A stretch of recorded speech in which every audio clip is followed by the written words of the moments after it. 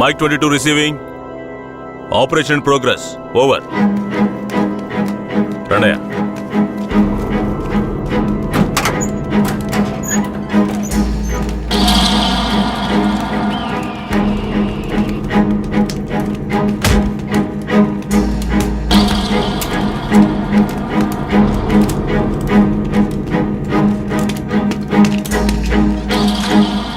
Constable, ఈ నా కొడుకులకి చావుని పరిచయం చేయాలి.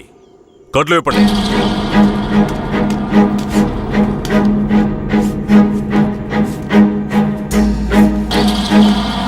ఏంట్రా దొంగ నాయాళ్ళారా, పోలీసులు ఊర్లోకి రాకూడదా? వస్తే బొగ్గు మూటలో వేసి తగలబెట్టేస్తారా? అంత ధైర్యమారా మీకు? పోలీస్ అంటే ఏం పీకలేడు అనుకుంటున్నారా? పోలీస్ అంటే ఏంటో చూపించరా?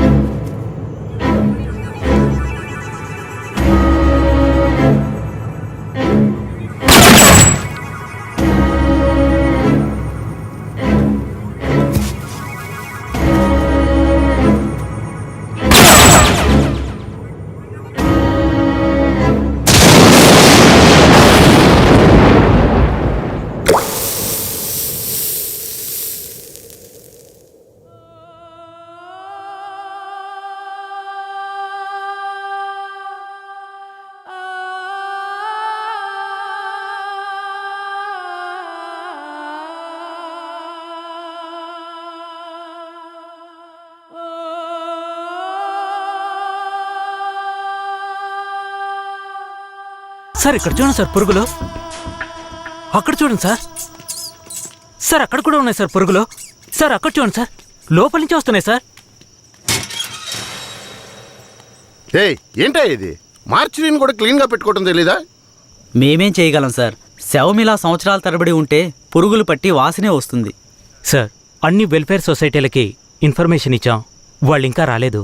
సార్ అనాథ శవాల్ని దహనం చేయడానికి ఎన్ని ఫార్మాలిటీస్ ఉన్నాయో మీకే తెలుసు కదా. గవర్నమెంట్ వాళ్ళకి తెలియజేసి పర్మిషన్ తీసుకునేలోగా తల ప్రాణం తోకొస్తుంది సార్. ఇప్పుడు ఏం చేద్దాం అంటావు? హాస్పిటల్స్ లేక అనాథ శవాలు చేరకుండా చూసుకోవాలి సార్. సార్ 3వ నెంబర్ వార్డులో ఉన్న అనాథ పేషెంట్ సీరియస్గా ఉన్నాడు సార్.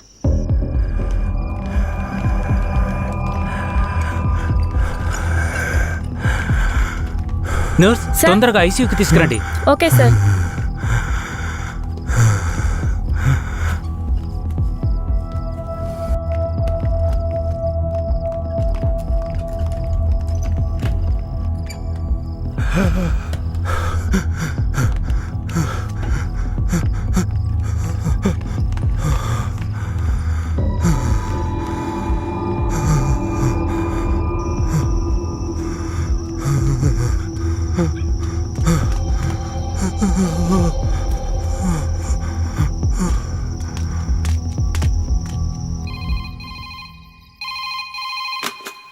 హలో సార్, పాత చర్చి పక్కన ఒక శవం ఉంది, వచ్చి చూడండి సార్.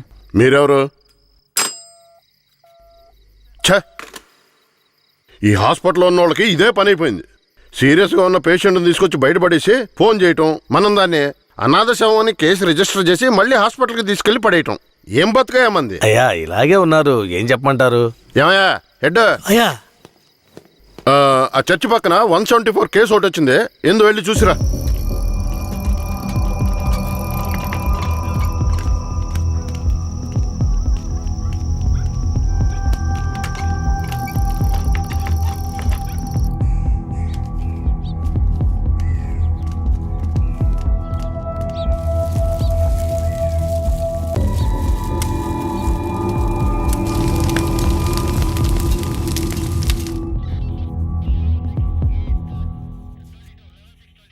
ఏమయ్యా హెడ్, ఎప్పుడు వచ్చే 174 అనాథ కేసేనా? అవునవును. అనాథ సేవాన్ని తగలబెట్టి మీరు గవర్నమెంట్కి లెటర్లు రాస్తూనే ఉన్నారు, కానీ డబ్బులు మాత్రం రావడం లేదు.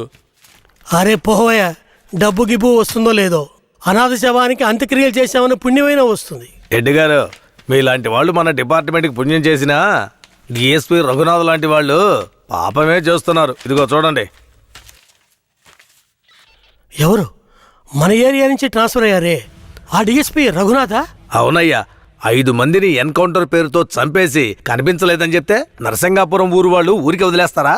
ఊరోళ్ళంతా మీడియా వాళ్ళతో కలిసి పోరాటం, ధర్నాన్ని గొడవ చేయటం వల్ల ఇప్పుడు గవర్నమెంట్ విచారణ కమిషన్ పెట్టింది. విచారణ కమిషన్ ఊరికి వదిలేస్తుందా? డిఎస్పీని పీల్చి పిప్పి చేయదు. యూటీవీ ప్రేక్షకులకు నమస్కారం. ఇప్పుడు మనం ఉన్నది నేర పరిశోధన కార్యాలయం. గత నెల రాష్ట్రంలో సంచలనం సృష్టించిన నరసింగాపురం గ్రామంలో జరిగిన కలవరంలో 2 అమాయకులైన వ్యక్తులు కాల్చి చంపబడ్డారు. మరికొందరు ఆసుపత్రిలో ఉన్నారు. ఒక అమ్మాయితో సహా 7 జాడ తెలియలేదు. దాని గురించి పోలీసులను అడిగితే అలా మేమెవరిని తీసుకుపోలేదంటున్నారు. ఇప్పుడు వాళ్ళు ప్రాణాలతో ఉన్నారో లేదో కూడా ఎవరికీ తెలీదు. దీని గురించి ఇక్కడున్న ప్రజల అభిప్రాయం ఏంటో ఇప్పుడు అడిగి తెలుసుకుందాం. ఏం జరిగిందో చెప్తారా? న్యాయం జరగాలనే దీనికి ఒప్పుకున్నాం. కనిపించకుండా పోయిన వాళ్ళు మా ఊరికి తిరిగి రావాలి. రాలేదో మేము ఒప్పుకోం. మా ఊరి కుర్రోళ్ళు ఇంకా ప్రాణాలతో బతుకున్నారో లేదో కూడా తెలియడం లేదయ్యా. వాళ్ళు ప్రాణాలతో తిరిగి రావాలని మేము ఆ దేవుణ్ణి వేడుకుంటున్నాం అయ్యా. జడ్జి గారు వచ్చారా?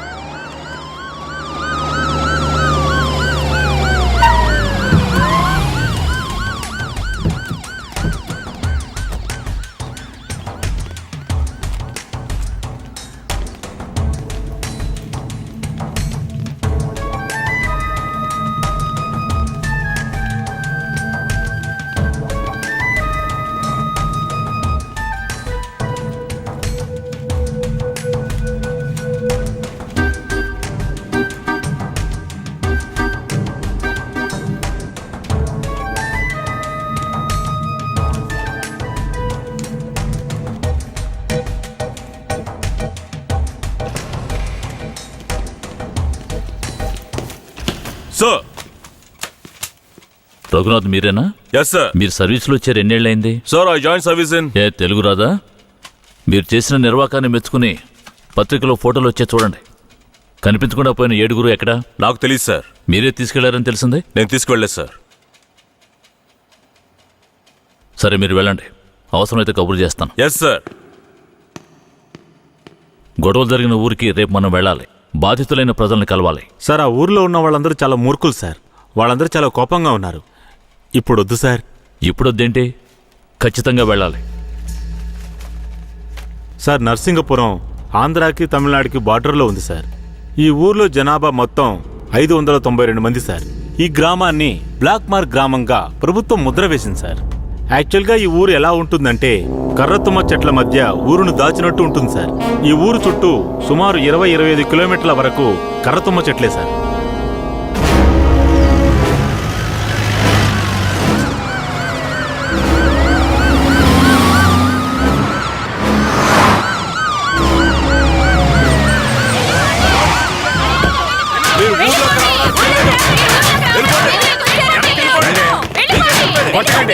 కొట్టకండి, దయచేసి వినండి, ప్రశాంతంగా ఉండండి. మీకోసమే మన జడ్జి గారు వచ్చారు. దారి వదలండి, లోపలికి వెళ్ళాలి. అయ్యా, ఈ దుర్మార్గులైన పోలీసుల్ని ఊళ్ళోకి రానివ్వకండి అయ్యా.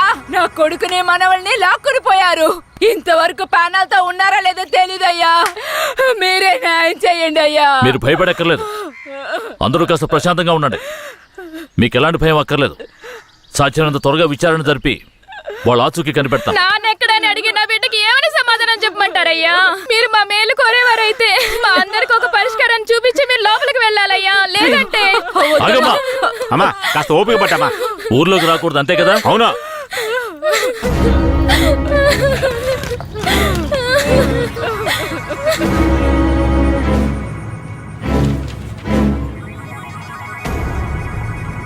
పోలీసులంటే అందరికీ భయం ఉంటుంది, కానీ ఇంతగానా? ఊరంతా భగభగ మండుతోంది. అంత దారుణం ఏం చేశారు? ఎంతమందిని చంపారు? అది కాదయ్యా, గొడవ జరిగినప్పుడు ఆ ఊరు వాళ్లే పోలీసుల మీద నాటు తుపాకీలతో కాల్చారు. తర్వాత వాళ్ళని భయపడడానికి పోలీసులు మోకాళ్ళ కింద కాల్చినప్పుడు గురి తప్పి 2-3 చచ్చిపోయారయ్యా. కనిపించకుండా పోయిన 7 ఏమయ్యారు? వాళ్ళు కర్రతుమ్మ చెట్ల పక్కనో లేక తమిళనాడు బార్డర్లోనో దాక్కుని ఉంటారు. దాక్కుని ఉంటారా? అందుకే ఊరంతా అలా గగ్గోలు పెడుతోందా? ఎందుకయ్యా అబద్ధాలు చెప్తారో? ఆ ఊరు గురించి అన్ని విషయాలు నాకు తెలియాలి. పూర్తి వివరాలు తెలిసిన వాడిని తీసుకురండి. మీ పేరేమిటి? నా పేరు రామూర్తయ్య. మీరెక్కడ ఏ సంవత్సరంలో పనిచేశారు? 1980లో ఆ ఊర్లో డ్యూటీ చేశానయ్యా. ఉత్తినే పేరుగా ఊరు బయట పోలీస్ స్టేషన్ ఉంటుందయ్యా. ఆ ఊరికి పోలీసులకి అసలు ప్రాబ్లం ఏమిటి? అయ్యా, అది నిన్న ఈ రోజు వచ్చిన ప్రాబ్లం కాదయ్యా. ఎంతో కాలంగా ఆ ఊరికి మన పోలీసులకున్న ప్రాబ్లం అయ్యా. ఆ ఊర్లోకి పోలీసులు అడుగు పెట్టకూడదయ్యా. ఒకవేళ వెళ్తే ప్రాణాలతో తిరిగి రాలేరు. దొంగతనమే ఆ ఊరాళ్ళకు కులవృత్తి అయ్యా. హత్యలు, దొంగతనాలు, దోపిడీలంటూ వాళ్ళు చేయని వృత్తే లేదయ్యా. వీళ్లకు అసలు రేషన్ కార్డులు ఉన్నాయో లేవో గాని ఒక్కొక్కరి మీద 4-5 కేసులున్నాయ్యా. వీళ్లను చూసి ఎదుటి వాళ్ళు భయపడాలే తప్ప వీళ్ళు ఎవరికీ భయపడరయ్యా. వాళ్ళకంత ధైర్యం రావడానికి ఎవరు కారణం? అందుకిద్దరే కారణం అయ్యా.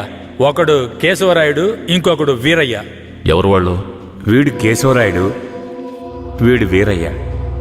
అయ్యా, వీళ్ళిద్దరికీ దొంగతనమే ప్రధాన వృత్తి అయినా కేశవరాయుడికి బొగ్గుమూట్లు అమ్ముకోవడమే ముఖ్యమైన వృత్తి అయ్యా. ఊళ్ళో ఏదైనా పెళ్ళంటే వాళ్ళిద్దరూ పెళ్లివారి మీద దాడికి బయలుదేరతారయ్యా. 1980లో తమిళనాడుకి వెళ్ళాలి అంటే నరసింగాపురం పక్కనున్న మెయిన్ రోడ్డు మీదుగా వెళ్ళాలి. 10-12 బళ్ళు కలిసి ఒక్కటిగా వెళ్తేనే ఊరు క్రాస్ చేయగలరు. అలా కాకుండా ఎవరైనా సెపరేట్గా వెళ్తే అంతే.